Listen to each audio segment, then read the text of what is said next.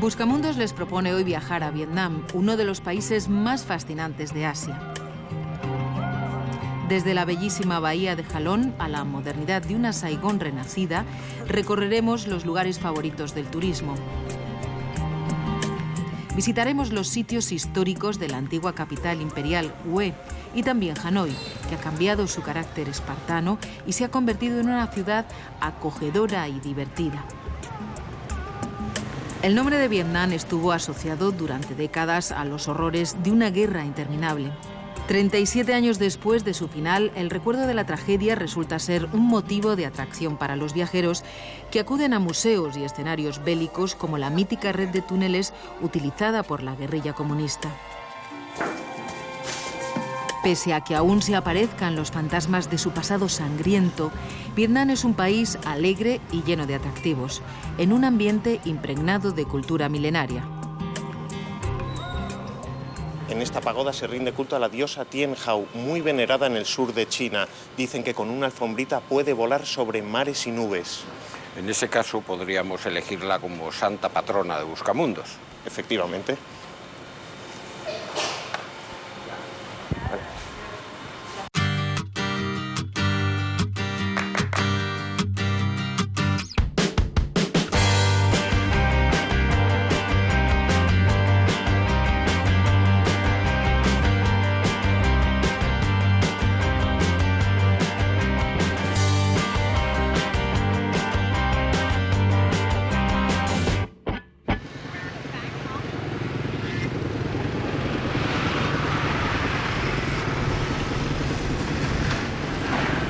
Durante los últimos años, Vietnam se ha convertido en uno de los destinos favoritos de turistas e inversores internacionales. Un país seductor que, aun bajo bandera comunista, ha abierto su economía al capital extranjero para transformarse en un nuevo dragón asiático. La llamada política Doi Moi siguió a la perestroika rusa. Después, cuando se desplomó la Unión Soviética, Vietnam se quedó sin su principal protector y decidió aproximarse al libre mercado. Saigón es el mejor ejemplo de éxito en los cambios. Rebautizada como ciudad Ho Chi Minh, ha crecido en 20 años el doble que el resto del país, desengañada de todas las utopías y poblada por funcionarios que aún actúan como camaradas empresarios. Parece mentira que después de tantos años de guerra, de muerte y de destrucción, Vietnam no haya terminado siendo como lo soñó Ho Chi Minh, sino como lo querían los norteamericanos. ¿Qué quieres decir? ¿Que es un estado político extraño, un híbrido entre el comunismo y el capitalismo? Pues la verdad es que no sé qué decirte, porque ya nada es lo que era, ni mucho menos lo que debería de haber sido.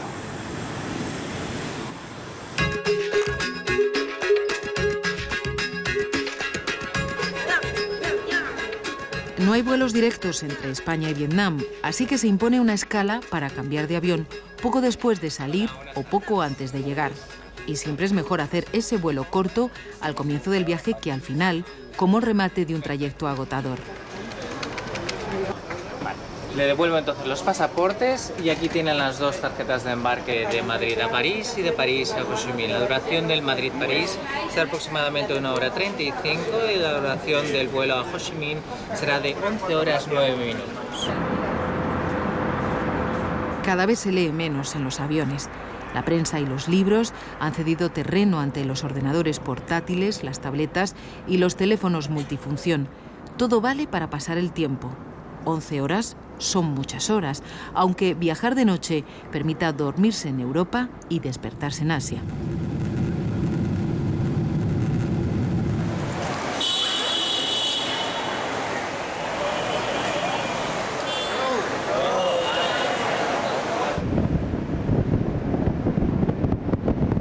Ya estamos en Ho Chi Minhville, es decir, en el antiguo Saigón. La primera impresión que tienen todos los viajeros que llegan a esta ciudad es la de un tráfico enorme con motocicletas que surgen de todas partes. Aunque se ha transformado en una ciudad moderna, Saigón sigue siendo tan acogedora como siempre fue, pese a los traumas históricos que le tocó sufrir. En los últimos años, un notable desarrollo económico ha acentuado el bullicio y el descaro social de su vida. Naturalmente, nos alojamos en el legendario Hotel Continental, desde cuyas habitaciones centenares de corresponsales extranjeros narraron la tragedia de Vietnam y donde vivió y escribió Graham Greene. La habitación 224 era más grande en 1956, cuando él estuvo aquí para completar su novela El americano tranquilo. Pero actualmente está dividida en 2 habitaciones más pequeñas. Algunas cosas han cambiado, pero sobre todo son distintos los huéspedes. Ya no está la legión de periodistas que lo ocupó durante décadas de guerra, ni la de funcionarios comunistas que los relevó en la posguerra. Ahora es uno de los lugares favoritos de la pequeña burguesía local que celebra bodas en sus salones.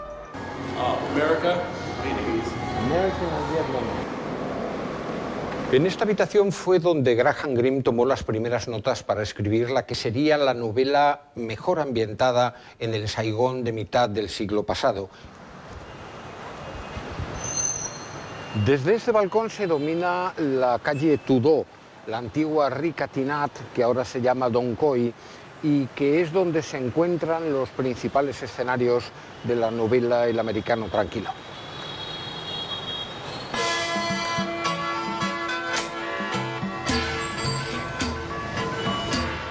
Frente al Hotel Continental, el Teatro de la Ópera ha olvidado su pasado como parlamento del Vietnam del Sur independiente.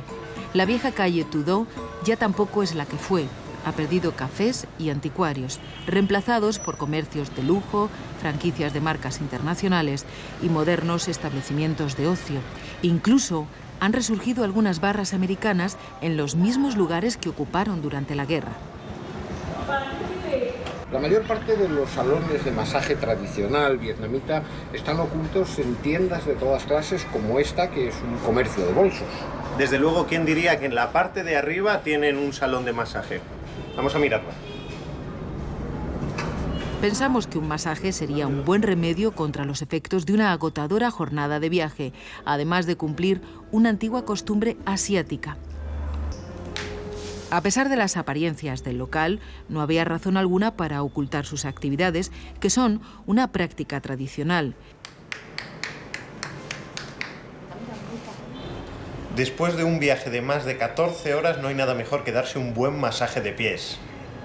Y además con las técnicas de la reflexología, buscando los puntos precisos en el pie y presionándolos con piedras calientes.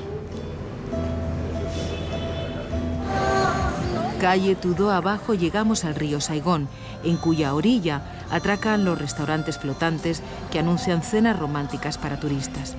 Las parejas vietnamitas que no pueden pagarlas se consuelan con caricias furtivas en la semioscuridad de los muelles. De regreso al hotel entramos a curiosear en un desfile de modas. Integrantes de la nueva y pujante clase consumidora asistían a un acto con fines benéficos, porque la venta de ropa de diseño servía para financiar a una ONG de ayuda a la infancia. Nos refugiamos en una cafetería para charlar con su presidenta, miembro de una familia que se exilió en Canadá al final de la guerra desde hace 4 años, vuelve periódicamente a Saigón para impulsar proyectos de educación y salud. Somos una organización sin afán de lucro. Ninguno de nuestros miembros de Canadá y de Vietnam cobra un salario por su trabajo. Sobre todo ponemos el foco en la educación, porque sirve para construir el país. Nos ocupamos también de varias leproserías. Les proporcionamos sillas de ruedas, atención médica y cubrimos sus necesidades básicas. También atendemos a criaturas que son víctimas del SIDA. La organización recoge criaturas abandonadas que sobreviven en las calles en grave riesgo social, como la niña que acompañaba a Teresa. ¿Encontraste a esta niña en la calle? Este puede ser un buen ejemplo. La encontramos en un restaurante. Cuando la encontramos estaba vendiendo chicles por la noche. Le pregunté cuál era su sueño y me dijo que soñaba que nosotros fuéramos sus padres. Después de eso desapareció. Entonces le pedimos al encargado del restaurante que la retuviera si aparecía otra vez por allí. Volví y hablé con ella. Y en cuanto me vio, enseguida conectó conmigo. Y me llamó mami. Me llamó mami ya esa noche. ¿Cómo decirlo? Habría sido prácticamente abandonada por sus padres, que se desentendieron de ella desde que se divorciaron. La historia terminó bien, porque Teresa consiguió la custodia legal de la niña. Acabado su relato, entonó la canción de amor que sirve de himno a su organización. Hand in hand, our hope is above. Hand in hand, we build a world of love. Hand in hand, we build a world of love.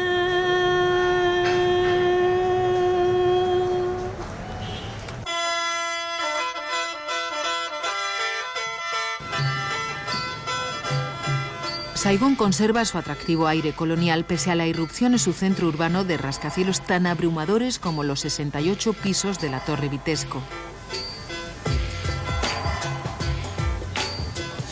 Sin perder su carácter, la ciudad se moderniza y transforma en la urbe cosmopolita que siempre ambicionó ser. Las principales huellas arquitectónicas del dominio colonial francés se arraciman en torno a la catedral, que naturalmente se llama Notre Dame. Sus torres, de 40 metros, le dan un aspecto grandioso, pero el interior decepciona. Esta catedral no parece ser ninguna joya artística, aunque tenga un gran valor histórico. Lo tiene Miguel. En Vietnam del Sur siempre hubo una gran cantidad de católicos alineados con la derecha y anticomunistas y que han sabido adaptarse a los nuevos tiempos. Para garantizar la tranquilidad al creciente flujo de visitantes y hombres de negocios extranjeros, la policía turística se hace ver en los puntos clave. Hace 4 o 5 años había carteristas y ladrones, pero ahora tenemos seguridad para los turistas. Todo va bien. Aquí están ustedes seguros. Nosotros protegemos a los turistas de cualquier parte del mundo. Pues encantado de verlo aquí. Yo también. Las fachadas de Correos y de la catedral son los fondos favoritos de los fotógrafos de bodas, aunque las parejas se hayan casado por lo civil o en templos de otras religiones. El edificio de Correos es precioso. Se nota que lo diseñó Gustavo Eiffel. Anda, que no he mandado yo crónicas con Diego Carcedo y Manu Leguineche para nuestros periódicos desde los teles de este edificio. Desde esta central de Correos, los periodistas contaron el curso de las guerras que decidieron el destino de Vietnam. Hoy, en plena era digital, sus servicios postales son casi una reliquia del pasado. En su salón el tiempo parece congelado bajo un enorme retrato del tío Ho. En vez de olvidar los horrores del pasado, las autoridades vietnamitas mantienen vivo su recuerdo. Los programas turísticos sugieren siempre una visita al Museo de la Guerra como un ejercicio de memoria histórica al que son especialmente sensibles los visitantes de países que estuvieron implicados en las atrocidades militares, sobre todo los norteamericanos. Lo más conmovedor son las imágenes de la barbarie, torturas, matanzas, víctimas del napalm y seres deformados por las armas químicas, incluso fetos humanos. Este parece ser el Museo de los Horrores de la Herencia Norteamericana.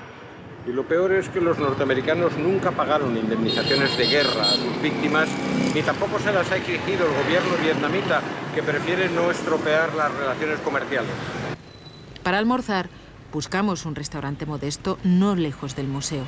El local era mucho más de lo que aparentaba, aunque nada indicara que se tratara de un sitio histórico, porque tras su fachada se ocultó el alto mando guerrillero que lanzó la ofensiva del Tet en 1968. Fideos con arroz. Eso es pho, sopa. Sopa. Para dos. Dos. Él y yo. Pedimos la típica sopa vietnamita con fideos de arroz, carne y verduras. El encargado sospechó enseguida que conocíamos el secreto del restaurante y se esmeró en atendernos personalmente. La sopa está hecha con carne, vegetales, pescado, arroz, azúcar, soja, limón. A ver. Es así. Con paciencia nos enseñó a degustar la sopa po, añadiéndole condimentos y a manejar palillos y cuchara. Una lección amistosa para unos extranjeros incultos que no sabemos apreciar la comida ni utilizar los cubiertos. Estos son unos fideos hechos de arroz y son extremadamente suaves. Hay que tener mucho cuidado con los palillos. No se pueden dejar nunca los palillos verticales ni inclinados así, porque dicen que recuerdan las barritas de incienso que se ofrecen a los muertos y hacerlo trae mala suerte. Como era de esperar, acabamos hablando de la guerra. Nos mostró las cicatrices de la metralla en su pierna. Le preguntamos por el papel histórico que jugó el local y con orgullo de combatiente nos invitó a conocer el piso de arriba como si de un santuario se tratase. En esta sala se reunía el Estado Mayor comunista que dio jaque a las fuerzas norteamericanas. Más de una vez tuvieron que escapar por la ventana, pero las tropas enemigas nunca descubrieron los documentos que estaban ocultos tras la respetada efigie de Buda. El dueño de la casa, detenido y torturado, no delató a nadie. Es curioso que con la cantidad de norteamericanos que comieron y cenaron en este restaurante durante la guerra, nadie se dio cuenta que en la planta de arriba se reunía clandestinamente la dirección del Vietcong.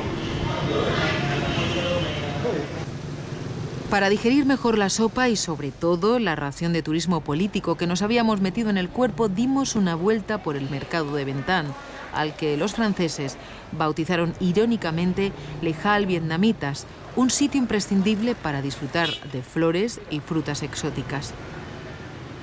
Este país tiene una vegetación maravillosa y unas flores exuberantes. Pero estas son artificiales, hechas de tela. ¿De veras? En fin, las frutas no eran falsas. El agua de coco no defrauda nunca. El café vietnamita tampoco. Incluso puede ser un regalo original por el sabor especial de su tueste con mantequilla o por lo chocante que resulta alguna marca.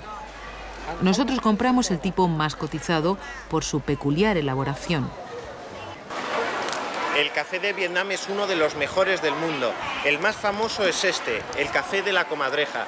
A nosotros nos resulta un poco extraño porque se le da al animal los granos para que los coma, no los digiere y después se rebusca entre sus heces para recuperarlos. Eso es lo que le da un sabor especial. Lo más adecuado para acompañar a tal café es una copa del típico licor de bichos. Claro que puestos a alardear de mal gusto, nada como algunos animales disecados y enmarcados para colgar en la cabecera de la cama. Pero las ofertas que más tientan al turismo son siempre las de ropa, porque sus precios son la cuarta parte que en Europa. La verdad es que resulta muy difícil distinguir las falsificaciones y las prendas robadas en los talleres textiles o desechadas por algún pequeño defecto. En este mercado podemos encontrar desde un montón de frutas exóticas a flores artificiales y gran variedad de falsificaciones. Como en casi todos los mercados asiáticos, es un lugar donde los visitantes pueden pasarse horas enteras curioseando. Lo único que yo no me atrevería a hacer sería sentarme en los restaurantes con estos bancos tan pequeñitos. Sí, realmente hay que estar en buena forma física, no para sentarse, sino para levantarse después de una buena comida.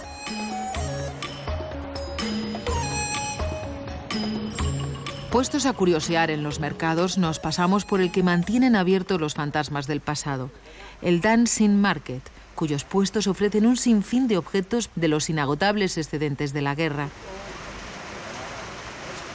Casi 40 años después del final de la guerra, todavía se venden artículos sobrantes de los militares, aunque la mayoría sean falsificaciones. Los fetiches más buscados por los turistas son las placas de identidad de las tropas del tío Sam. Son falsas todas. Y también los relojes y mecheros que supuestamente pertenecieron a combatientes con nombres y fechas grabadas. Mira qué cantidad de relojes y de mecheros de los soldados norteamericanos, ¿no?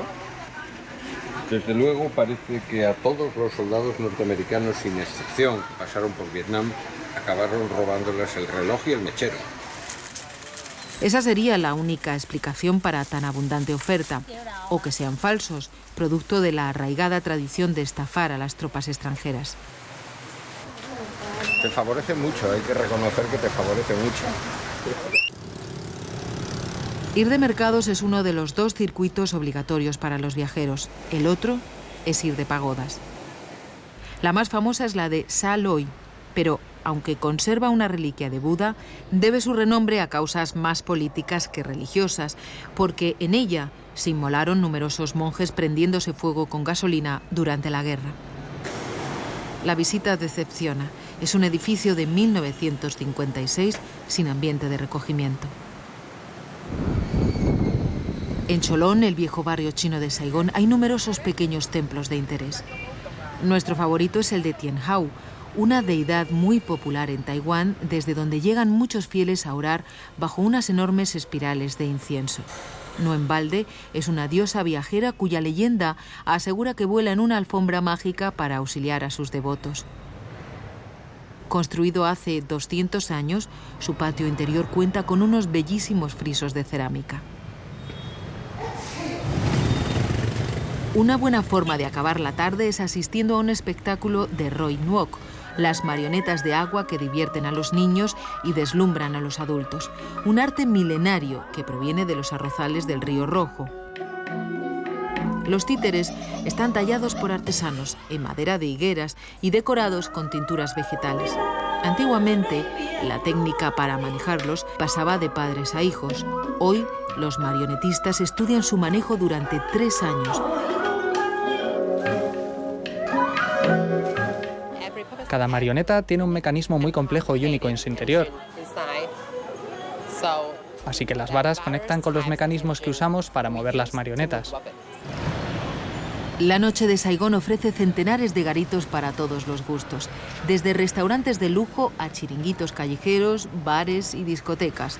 Uno de los más famosos y antipáticos es Apocalipsis Now, que también rememora los días amargos de la guerra, aunque con la mirada de Hollywood.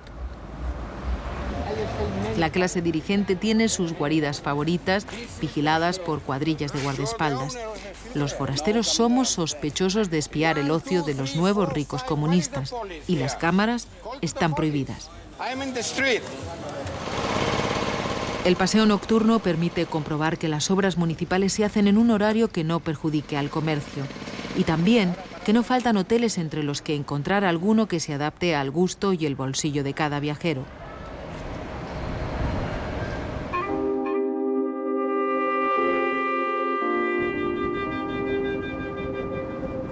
El viaje a los túneles de Cuchí, uno de los escenarios míticos de la guerra, transcurre entre paisajes de arrozales y plantaciones de caucho durante medio centenar de kilómetros al noroeste de Saigón.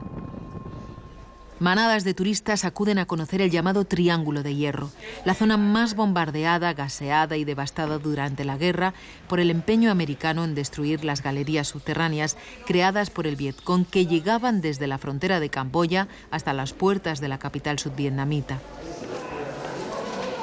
Las fuerzas comunistas empezaron a cavar túneles a finales de los años 40, cuando peleaban contra los franceses. Llegarían a formar una red secreta de 250 kilómetros, con 3 niveles de profundidad.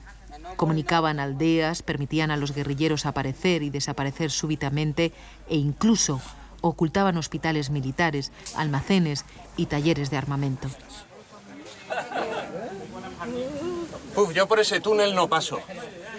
¿Me puede dar algo? Los que se recorren tienen entre 25, 50 y 100 metros y vas hasta el final 100 metros. Baja tú y recorre los 25 metros, yo no voy. O sea, a mí no te creas que me hace mucha ilusión.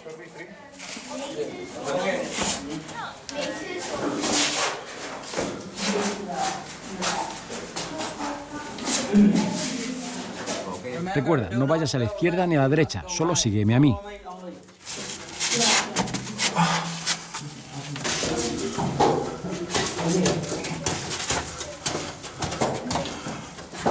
Y eso que estos túneles los han ensanchado para que puedan entrar los turistas. Imaginaros cómo debía de ser en su forma original.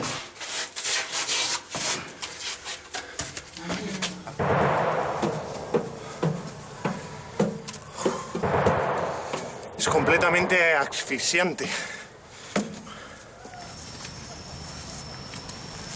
En la guerra, cuando se cavaba un túnel había mucha arena y la retirábamos, desaparecía.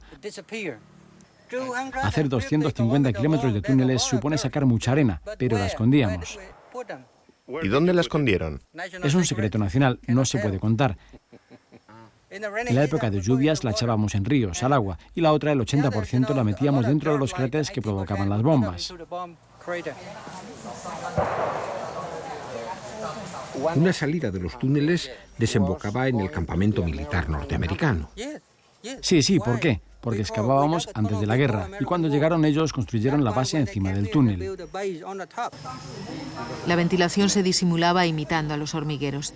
Era casi imposible detectar los túneles ni saber a dónde conducían porque estaban trazados en zigzag. Los norteamericanos descubrieron su existencia en 1965, pero nunca lograron destruirlos totalmente. Las fuerzas especiales americanas usaban pastores alemanes para localizar por el olor las entradas de los túneles por donde estaba el área de ventilación. Pero dimos con una solución muy especial para mantener alejado al perro. Usábamos cebolla, pimienta y chile que poníamos alrededor. A veces cogíamos los uniformes de los americanos, también utilizábamos el mismo champú y con el agua regábamos la entrada alrededor del túnel para que los perros identificasen un olor amigo.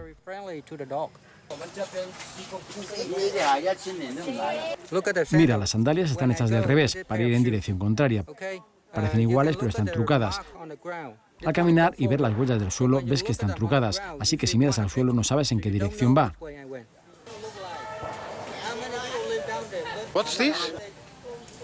Esta es una trampa de bambú, es una de las trampas más sangrientas. Se abría cuando alguien pisaba y resultaba herido.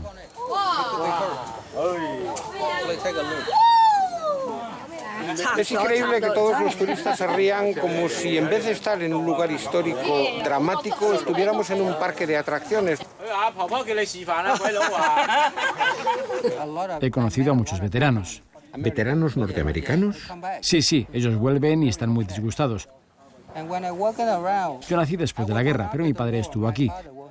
Yo les respeto porque los norteamericanos cuando vienen aquí guardan silencio. Los asiáticos son los más ruidosos. No escuchan lo que se les explica. Vienen, hacen fotos, gritan. Y cuando acaba la visita no han entendido nada. Todo es motivo de diversión para quienes ignoran el dolor y el miedo de quienes batallaron en estas tierras. La guerra de Vietnam es un conflicto ajeno, casi tan lejano como las guerras púnicas. Estas trampas no están hechas para matar, sino para herir. Si matas a todos, nadie se entera de lo que ha pasado. Es mejor herir al enemigo, mucho mejor. Es un arma psicológica. Todas estas piezas de metal están hechas con material reciclado de las bombas norteamericanas. ¿Tú estuviste por aquí en la guerra? Sí, pasé por aquí encima para ir a la batalla de Tay Ninh, pero nadie sospechaba lo que había debajo de nosotros. El recorrido por el infierno militar comprende escenas de la vida castrense. Se completa con la venta de recuerdos bélicos, incluso se ofrece la posibilidad de disparar en un campo de tiro. Muchos turistas, la mayoría veteranos de guerra, vienen aquí a disparar con antiguas armas. Nosotros no vamos a hacerlo.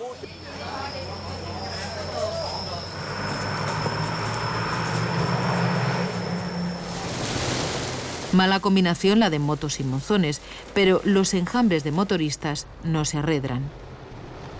Ha llovido mucho desde el final de la guerra. Los ideales revolucionarios han quedado aguados. Vietnam vive un ensueño consumista que nunca imaginaron los guerrilleros de Cu Chi, y la efigie impasible de Ho Chi Minh preside la mutación del sistema económico.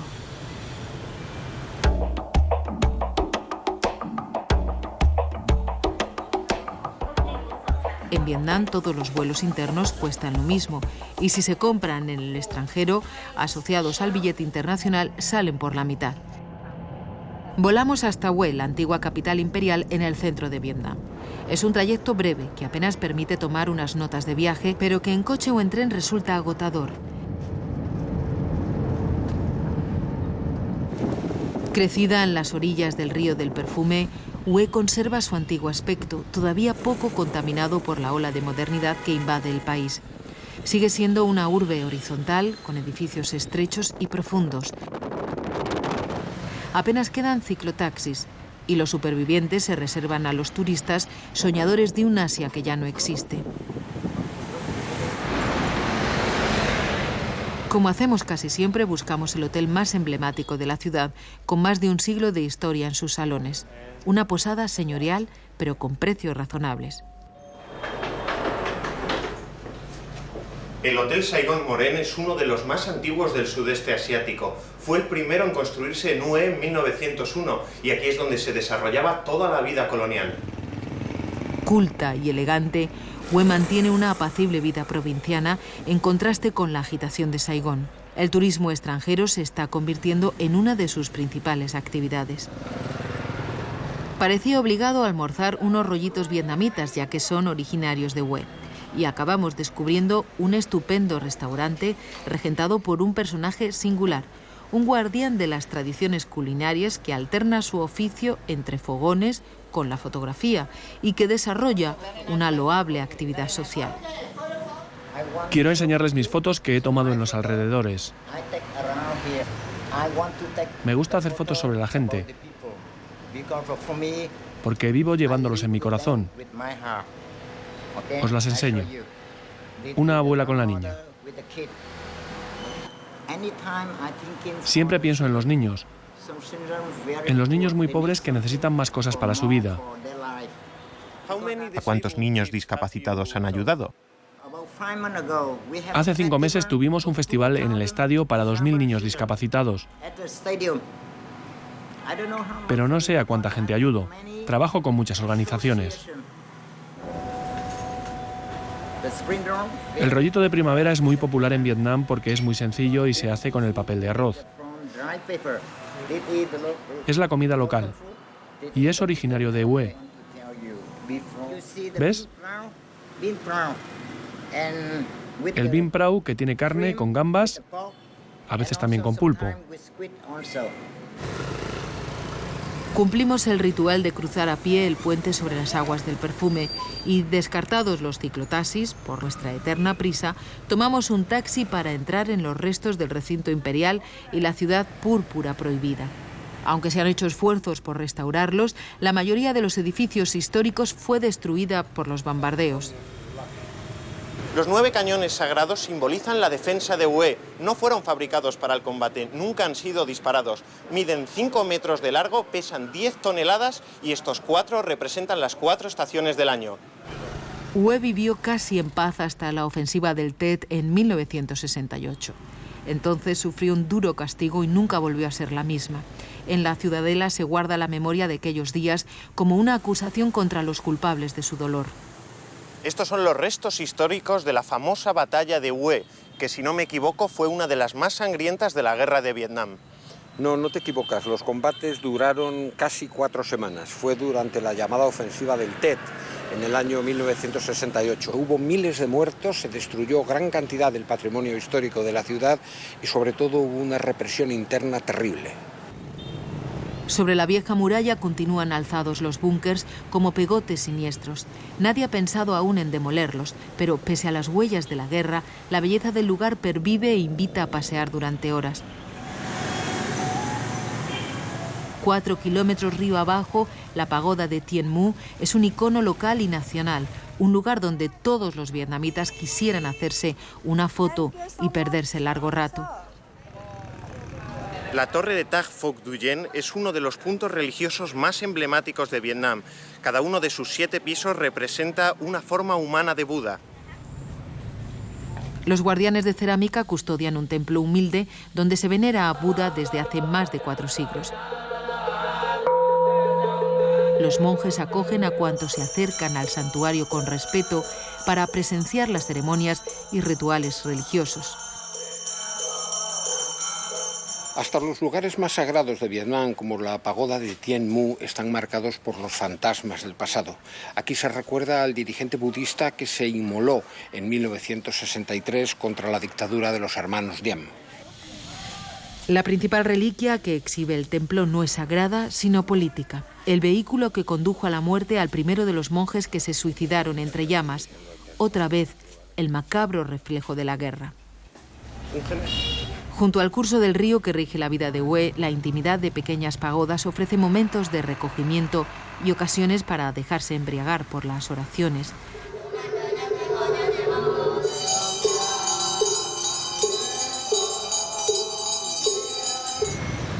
Pero en Buscamundos nos interesa conocer la existencia de las gentes sencillas, tanto o más que ver templos y palacios. Cada atardecer en los cuidados parques de Hue se apunan los pequeños placeres cotidianos, se ve pasar a la vida y se sueña con el porvenir, aunque el futuro siempre parezca incierto. Pese a la abundancia de chiringuitos donde cenar, entre puestos callejeros donde agenciarse desde unos huevos duros a un par de zapatos, preferimos ir en busca de un restaurante del que nos habían hablado. Este restaurante japonés es uno de los muchos sitios donde se puede hacer un turismo solidario.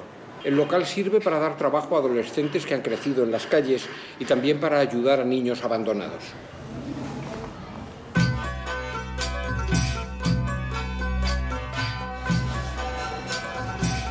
Para aprovechar mejor las escasas jornadas de nuestro viaje, buscamos un avión nocturno que nos llevara hasta Hanoi.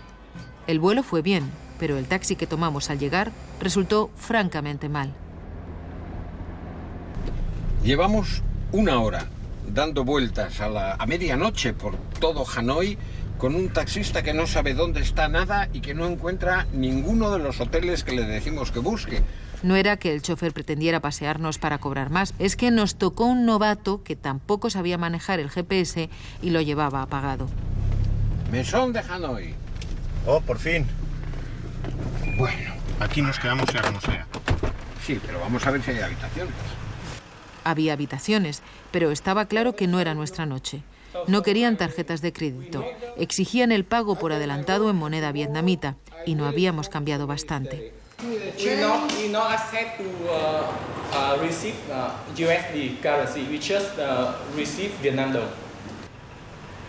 Aún nos quedaba otra contrariedad. Nuestro taxi había pinchado, pero afortunadamente dimos con otra posada cercana. Por fin parece que vamos a descansar. Espérate a que entremos en las habitaciones. El hotel tampoco era para tirar cohetes, pero podríamos dormir. La habitación es un poco claustrofóbica, no tiene ventanas. Lo cierto es que en Hanoi hay mejores hoteles con precios más asequibles que este. Por fortuna para sus gentes, Hanoi ha dejado de ser la capital espartana que fue, transformada por la paz y el dinero. Sin perder su carácter tradicional ni renegar de su pasado, en los últimos 25 años se ha convertido en una ciudad abierta a los negocios y al placer. Las casas más antiguas siempre son bajas y estrechas, porque ninguna podía ser más alta que el Palacio Real y porque los impuestos se pagaban según la anchura de la fachada.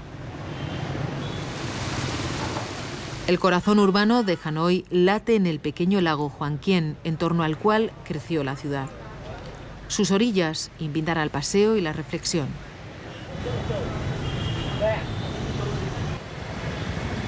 Los monumentos que glorifican la unión de obreros, campesinos y soldados contrastan con los anuncios que predican los nuevos dogmas del consumo.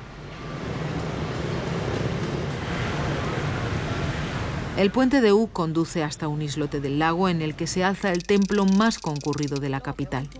Artesanos y pedigüeños aguardan a los forasteros confiando en sacarnos unas monedas. Este es un juguete medieval, en definitiva, son las carracas de toda la vida. Los videojuegos y las consolas no son los primeros juguetes universales. Antes lo fueron estos artilugios mecánicos idénticos en todo el mundo.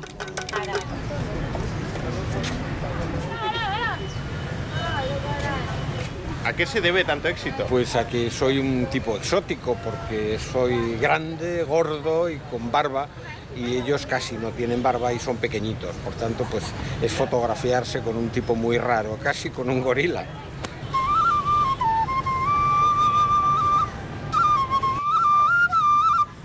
El templo está consagrado a un general que derrotó a los mongoles 8 siglos atrás, a un sabio medieval y al patrono de los médicos.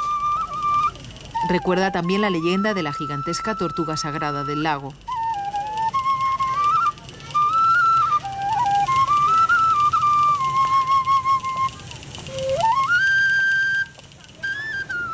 Los autobuses de Hanoi son un caos laberíntico, mientras que los taxis resultan baratos y eficaces, aunque algunos intenten las mismas picardías de su oficio en todo el mundo. En los taxis hay que tener cuidado porque vienen con el taxímetro ya funcionando para cobrarte más. Con los fantasmas del pasado apareciéndose en cada esquina, uno de los lugares históricos más visitados es la siniestra prisión de Hualó, convertida en otro museo de la infamia política. El recinto muestra sobre todo la represión y el infierno carcelario que se vivieron durante el dominio colonial francés hasta su derrota en mitad del siglo pasado. Sus instalaciones permiten imaginar el horror sufrido por los rebeldes vietnamitas presos. Pero la cárcel acabó siendo heredada por el gobierno comunista de Hanoi, que confinó en sus mismas celdas a los pilotos norteamericanos detenidos tras ser derribados durante sus mortíferas misiones de bombardeo. Los presos norteamericanos que estuvieron aquí la denominaron irónicamente el Hilton de Hanoi.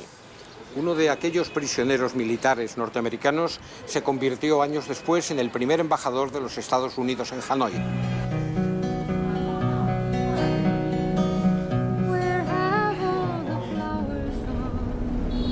Buscamos para almorzar un restaurante del que nos habían hablado, pero nos perdimos entre callejones y acabamos en un sencillo comedor de currantes vietnamitas donde fuimos bienvenidos. Bueno, barato y rápido. Hay cientos de locales así que nunca figuran en las guías turísticas. Quiere decir que no entiende un carajo. Para tomar café acudimos al último bar de moda y nos topamos otra vez con la maldita guerra, porque la triste gracia del sitio es que está decorado a base de utensilios militares con una nostalgia enferma. Un paracaídas desplegado cuelga del techo. Las bombas sirven de floreros. Todo está lleno de caprichos de su propietario, que es un ávido coleccionista de objetos bélicos. La guerra dejó un recuerdo muy trágico. ¿No es un poco absurdo el convertirlo en una atracción turística? La guerra es un largo periodo de nuestra historia que no debe de ser olvidado. Y al público le gusta recordar ese pasado reciente.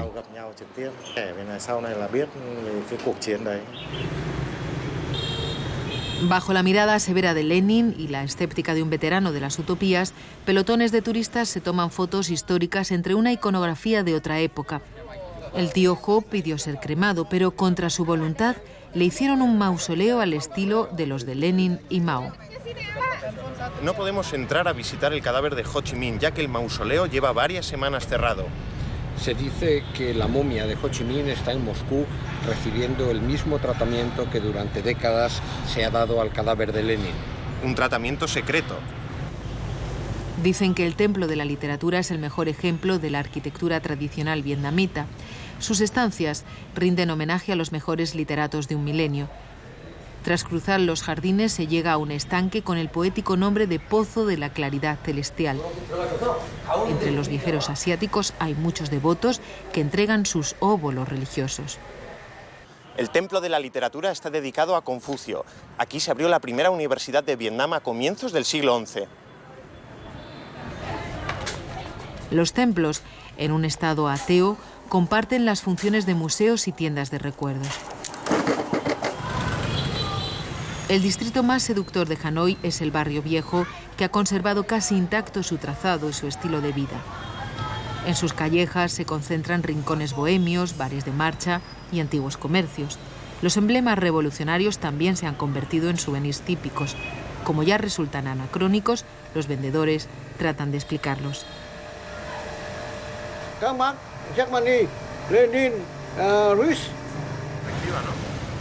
Aquí la existencia transcurre todavía fiel a tradiciones seculares. Costumbres y diversiones han resistido a la agresión de la modernidad. Al barrio antiguo de Hanoi se le llama también los 36 gremios, ya que se organizaron aquí, en torno a este barrio, y cada calle tiene a un gremio. De pronto, descubrimos todos los hoteles que nuestro taxista no fue capaz de encontrar la noche que llegamos. Muchos, baratos, acogedores y en la zona con más vida. Yo pago alrededor de 20 euros, pero puede llegar hasta 25 o 30 para dos, con desayuno incluido. Un chipriota que llevaba semanas esperando un visado británico para su esposa vietnamita nos invitó a ver su habitación. Después nos ofrecieron una de las suites. Esta habitación es la suite del hotel y está en torno a unos 45-48 euros. Baratísimo. En todo el mundo los jóvenes son gente abierta, así que enseguida nos invitaron a compartir una cena que nos resultaba exótica, como todo lo que desconocemos. Esto es una especie de carne empanada y muy amablemente me han invitado a probarlo. Se puede hacer amigos con mucha facilidad en Vietnam. Aunque el barrio viejo está lleno de bares, no es fácil encontrar un hueco donde sentarse. Se cocina y se come en las calles. Los jóvenes vietnamitas están experimentando un cambio similar al de los europeos en los años 60, pero se casan cada vez más tarde y hasta entonces siguen viviendo en casa de sus padres. ¡Salud! ¡Por Vietnam! Está estupenda la cerveza. Además es artesanal, sin ningún tipo de conservantes y se sirve directamente recién hecha. La cerveza Bia Hoi fue la principal aportación europea al Vietnam comunista. De estilo Pilsener, se fabrica con la misma fórmula artesana que en Praga.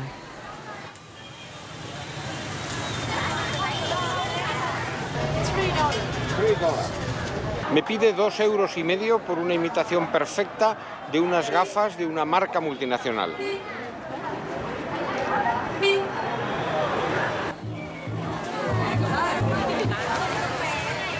En medio del bullicio del mercado surge el Asia profunda. Aquí esta mujer, una budista, está quemando sus pecados. Los ritos ancestrales se cumplen con naturalidad. Cualquier sitio sirve para tranquilizar la conciencia y poner en paz el espíritu en medio de la fiesta ajena que llena la noche.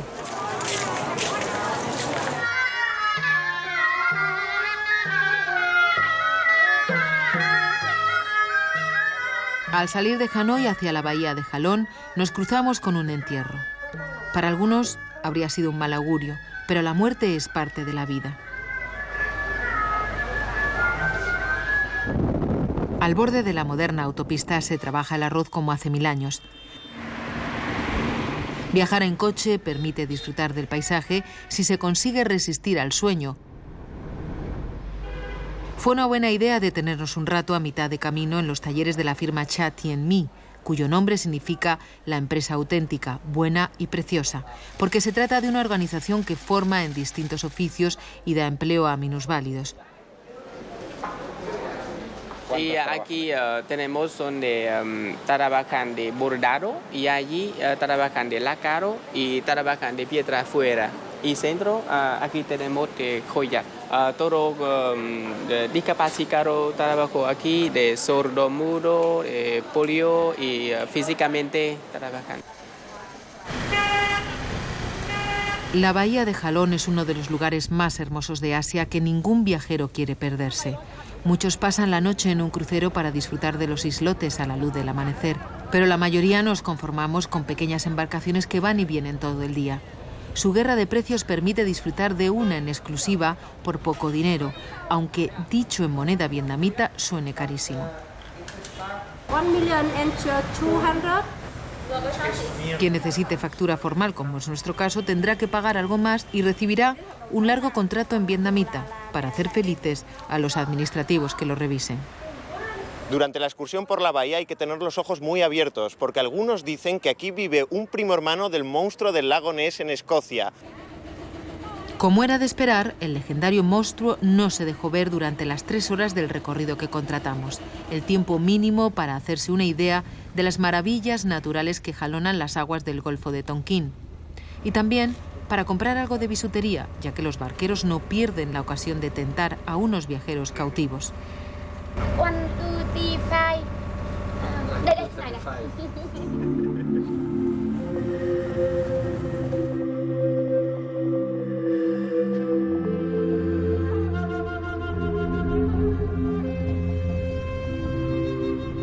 El nombre de la bahía de Ha Long significa donde el dragón entró en el mar. La leyenda cuenta que un enorme dragón vivía en las montañas y al introducirse en el mar creó estas 2000 islas.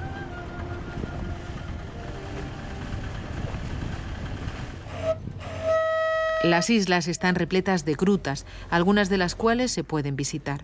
La más famosa es Han Dao Go, o Cueva de las Estacas de Madera. Verla exige una pequeña caminata y subir casi un centenar de escalones. A cambio, ofrece un imponente catálogo de estalactitas y estalagmitas. La cueva es realmente preciosa. Lo malo es que la han iluminado como si fuera una película de Walt Disney. Cada uno de los islotes tiene un nombre romántico que refleja sus semejanzas con un objeto o animal, pero finalmente tanto paisaje invita a la charla. Creo que debería de preguntarte esa famosa frase de «Papi, ¿y tú qué hiciste en la guerra de Vietnam?» Pues trabajar. Aquí empezó mi carrera periodística cuando el diario Pueblo decidió convertir en corresponsal de guerra a un muchacho de 20 y pocos años. Y aquí parece que va a terminar también porque Televisión Española, como sabes, ha decidido jubilarme obligatoriamente.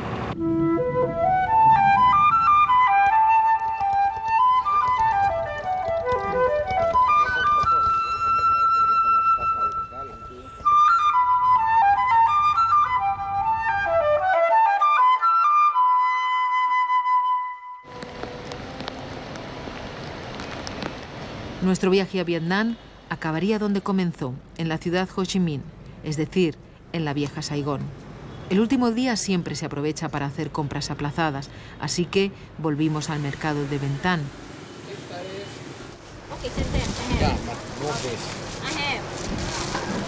Aquí te puedes pasar horas rebuscando entre un montón de ropa, pero siempre hay que regatear, porque empiezan con unos precios muy elevados. $24. No, sir. If you want the shirt, cheap price. Okay, 180 each. Allí nos pedían $24 y aquí ya nos dicen que a 7. Solo es cuestión de tiempo. Al anochecer es cuando más visible se hace el carácter asiático que permanece bajo la modernidad de Saigón. A espaldas de los rascacielos, entre viviendas deterioradas por el tiempo, se comercia en las calles con los objetos más tradicionales, como juguetes que no han pasado de moda desde hace 1000 años, y los alimentos de toda la vida. En Vietnam se llaman longans, en Camboya se llaman miens, y es una fruta que tiene dentro como una uva, con una simiente muy grande, pero sabe parecido a la uva. Están muy ricos.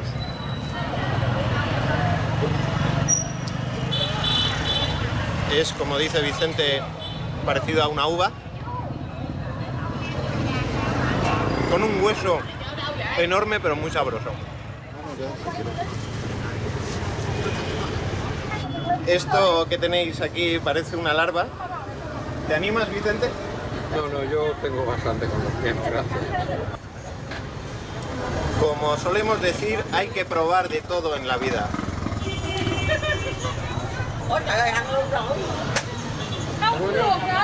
Es como una alubia.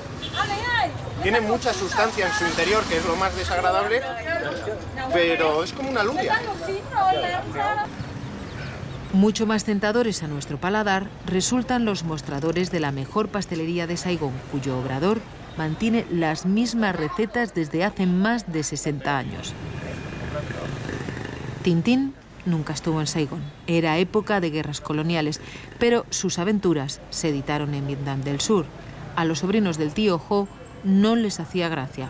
Fue una de las muchas cosas que se perdieron. Lo que ya parece que no están dispuestos a perderse es el cine que mucho tiempo no pudieron ver y que ahora circula en DVD gracias a la piratería china. Último paseo al anochecer por el Boulevard Leloy para despedirnos del eterno corazón de Saigón y de paso para acabar nuestra visita como la empezamos, con un masaje reparador que nos permitió conocer a otro personaje entrañable, la joven Nha, una muchacha que ayuda con su trabajo a su numerosa familia campesina con 11 hermanos, pero que le oculta su actividad para no avergonzarla. ¿Cuántas horas trabaja cada día?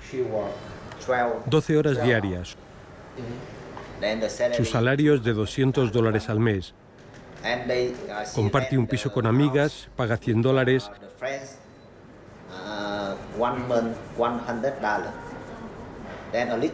Así que vive con un poco de dinero y envía el resto a su familia. ¿Y cómo conoció a Anya?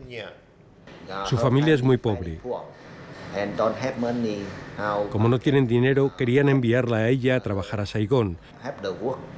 Y yo la contraté. Su familia estaba preocupada por qué estaría haciendo ella aquí.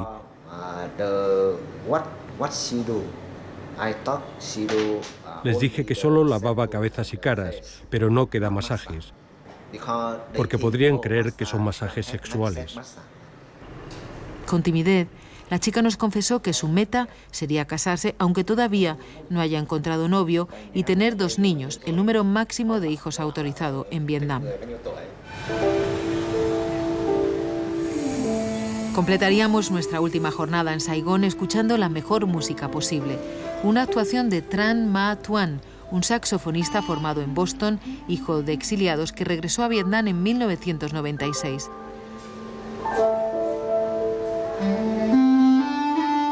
Tran ha creado un estilo de fusión entre el jazz y los ritmos de su país en un fascinante mestizaje musical.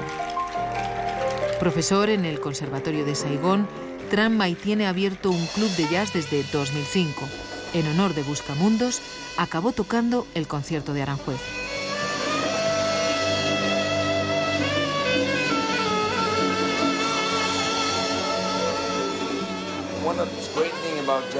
Una de las grandes cosas del jazz es que realmente puedes conectar tu alma, puedes realmente expresarte tú mismo con este tipo de música, jazz. He incorporado la música vietnamita de alguna manera. Lo he visto en otros países, tienen sus tradiciones y nosotros tenemos nuestra propia música tradicional. Así que combino jazz y música fusión, que hace que suene diferente.